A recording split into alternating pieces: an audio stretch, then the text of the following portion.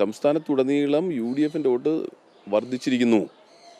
U D എഫും B J പിയുമായി ഇത്തരത്തിലൊരു ഡീലുണ്ട് എന്ന് എൽ ഡി എഫിൻ്റെ നേതാക്കന്മാരും പറയുന്നില്ല.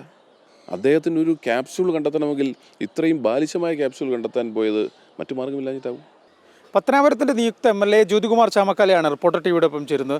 കഴിഞ്ഞ ദിവസം അങ്ങയുടെ എതിർ സ്ഥാനാർത്ഥി KB ഗണേഷ് കുമാർ കുറച്ച് ആരോപണങ്ങൾ ഉന്നയിച്ചു. അതായത് ഇത്തവണ BJP വോട്ട് മറിച്ചാണ് അങ്ങ് വിജയിച്ചതെന്നുൾപ്പെടെയുള്ള വിഷയങ്ങളാണ്. കഴിഞ്ഞ വർഷങ്ങളിൽ മുമ്പ് BJP സ്ഥാനാർത്ഥികളുടെ മത്സരിച്ച ഘട്ടങ്ങളിൽ വോട്ട് ഉൾപ്പെടെ ഉയർത്തി കാണിച്ചാണ് ആ ഒരു ആരോപണം. ഒപ്പം തന്നെ ഇത്തവണ 2020 സ്ഥാനാർത്ഥിയെ നിർത്തിയത് ഇത്തരത്തിൽ വോട്ട് മറിക്കാനെന്നും അദ്ദേഹം ആക്ഷേപിക്കുന്നുണ്ട്. എന്താണ് അങ്ങേക്ക് പറയാനുള്ളത്? തോറ്റ സ്ഥാനാർത്ഥി എന്തും പറയും. വസ്തുതകളുടെ അടിസ്ഥാനത്തിൽ വേണം സംസാരിക്കാൻ. ഞാൻ വീണ്ടും ആവർത്തിക്കുന്നു, എനിക്ക് ഈ തെരഞ്ഞെടുപ്പിൽ എല്ലാ വിഭാഗം ജനങ്ങളുടെ വോട്ട് ലഭിച്ചിട്ടുണ്ട്. അത് CPM എന്നില്ല, CPI എന്നില്ല, BJP എന്നില്ല, കേരള കോൺഗ്രസ് എന്നില്ല, എല്ലാ വിഭാഗം ജനങ്ങളുടെയും വോട്ട് ലഭിച്ചിട്ടുണ്ട്.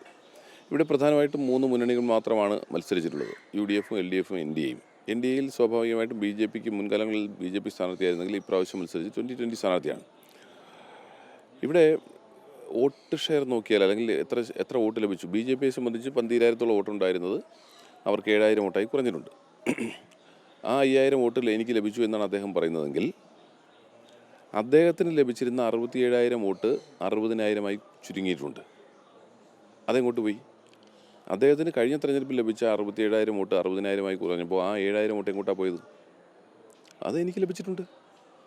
അദ്ദേഹത്തിന് നേരത്തെ 75,000 വോട്ടുണ്ടായിരുന്നു 2016-ൽ. 10 വർഷം കൊണ്ട് അത് 60,000-ത്തിലേക്ക് എത്തിയെങ്കിൽ അദ്ദേഹത്തിൻ്റെ വോട്ട് 15,000 വോട്ട് 10 വർഷം കൊണ്ട് കുറഞ്ഞിട്ടുണ്ട്. അത് LDF വോട്ട് തന്നെ പിടിച്ചാണ് ജയിച്ചത്. LDF വോട്ട് ലഭിച്ചിട്ടുണ്ട്. LDF എന്നോ UDF എന്നോ ഇല്ല. ജനാധിപത്യ വിശ്വാസികളായ ഈ നിയോജകമണ്ഡലത്തിലെ വോട്ടർമാർ എല്ലാവരും എനിക്ക് വോട്ട് ചെയ്തിട്ടുണ്ട്. ഞങ്ങൾക്ക് 2016-ൽ 50,000 വോട്ടുണ്ടായിരുന്ന സ്ഥലത്ത് ഇപ്പോൾ 68,000 വോട്ടായിട്ടുണ്ട്. 10 വർഷം കൊണ്ട് ഞങ്ങൾക്ക് 18,000 വോട്ടിൻ്റെ വർധനവുണ്ടായിട്ടുണ്ട്. LDFന് 15,000 വോട്ടിൻ്റെ കുറവുണ്ടായിട്ടുണ്ട്.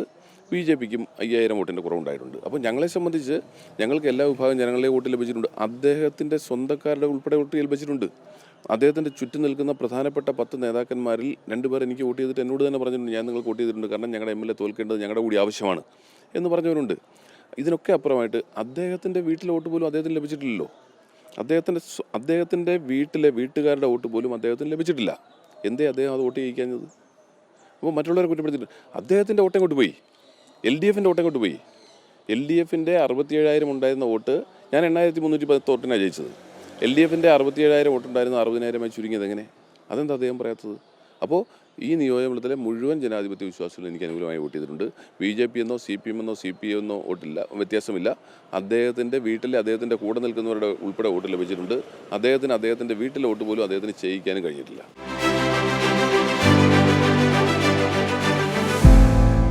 ഇവിടെ തെരഞ്ഞെടുപ്പിൻ്റെ ഘട്ടത്തിൽ ഇപ്പോൾ 2020 സ്ഥാനാർത്ഥി വരുന്നു. പക്ഷേ ആ ഘട്ടത്തിലൊന്നും ഒരു തരത്തിലും ഒരു ഡീലെന്നോ ഇല്ലെങ്കിൽ അത്ര ആരോപണമൊന്നും ഇടത് സ്ഥാനാർത്ഥിയുടെ പക്കൽ നിന്ന് വരുന്നില്ല. പക്ഷേ ഈ തെരഞ്ഞെടുപ്പ് പരാജയത്തിന് ശേഷമാണ് ഇത്തരത്തിലൊരു ആരോപണം വരുന്നത്. അപ്പോൾ അത് ആ തോൽവി മറച്ചു വയ്ക്കാൻ ഇല്ലെങ്കിൽ അതിനെ ഇതാക്കാൻ ഉള്ള ഒരു ഇതായിട്ടാണോ തോന്നുന്നത്? അതാണ് ഞാൻ പറഞ്ഞത്. തുടക്കത്തിൽ തന്നെ പറഞ്ഞല്ലോ, അന്തം വിട്ട പ്രതി എന്തും ചെയ്യുമെന്ന് പറഞ്ഞതുപോലെ തോറ്റ സ്ഥാനാർത്ഥിയെ സംബന്ധിച്ച് അദ്ദേഹത്തിന് ഒരു ന്യായീകരണം കണ്ടെത്തണം.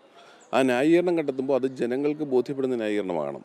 അല്ലാതെ എന്തെങ്കിലുമൊക്കെ പറഞ്ഞിട്ട് പോയിട്ട് കാര്യമില്ല. അദ്ദേഹത്തിന് ലഭിച്ചുകൊണ്ടിരുന്ന വോട്ട് എങ്ങോട്ട് പോയി എന്ന് അദ്ദേഹം ഒന്ന് പറയട്ടെ. ഇനി അദ്ദേഹം പറയുന്നത് ഇതൊരു ഡീലാണ്, ചാത്തന്നൂർ BJP ജയിക്കുന്നതുമായി ബന്ധപ്പെട്ട ഒരു ഡീലാണ് എന്ന് അദ്ദേഹം പറയുമ്പോൾ വസ്തുതകൾ മനസ്സിലാക്കണം.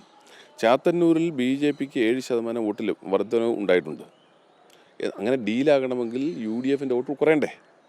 ചാത്തന്നൂരിൽ 7% വോട്ട് BJPക്ക് കൂടുമ്പോൾ കോൺഗ്രസിനും കൂടിയിട്ടുണ്ട്, UDFനും കൂടിയിട്ടുണ്ട് 1% വോട്ട്.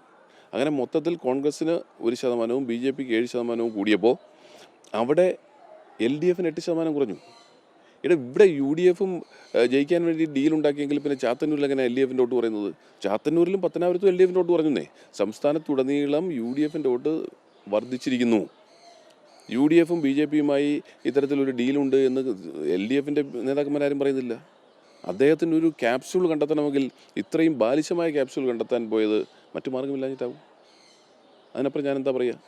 അദ്ദേഹത്തിൻ്റെ വോട്ട് എനിക്ക് ലഭിച്ചു എന്നേ. അദ്ദേഹത്തിൻ്റെ പാർട്ടിയുടെ LDFൻ്റെ വോട്ടുകൾ നിരവധിയായി എനിക്ക് ലഭിച്ചിട്ടുണ്ട്.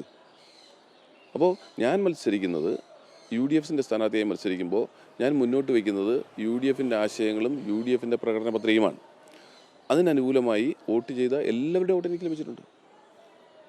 അതുതന്നെയാണ് UDF സ്ഥാനാർത്ഥി പറയുന്നത്. അതായത് കൃത്യമായി തനിക്ക് എല്ലാ രാഷ്ട്രീയ പാർട്ടികളുടെയും വോട്ട് ലഭിച്ചിട്ടുണ്ട്. ഇടത് വോട്ടുകൾ ഉൾപ്പെടെ ലഭിച്ചുകൊണ്ടാണ് ഇത്തരത്തിലൊരു മുന്നേറ്റം നടത്തിയത്. ഗണേഷ് കുമാറിൻ്റെ വോട്ടുകൾ ഉൾപ്പെടെ കുറഞ്ഞിട്ടുണ്ട്. അത് എവിടെ എന്നൊരു ചോദ്യവും ജ്യോതികുമാർ ചാമക്കാല ഉന്നയിക്കുന്നുണ്ട്. വീഡിയോ ജേർണലിസ്റ്റ് അബു താഹിറിനൊപ്പം റിപ്പോർട്ടർ AV ജയശങ്കർ, റിപ്പോർട്ടർ, കൊല്ലം.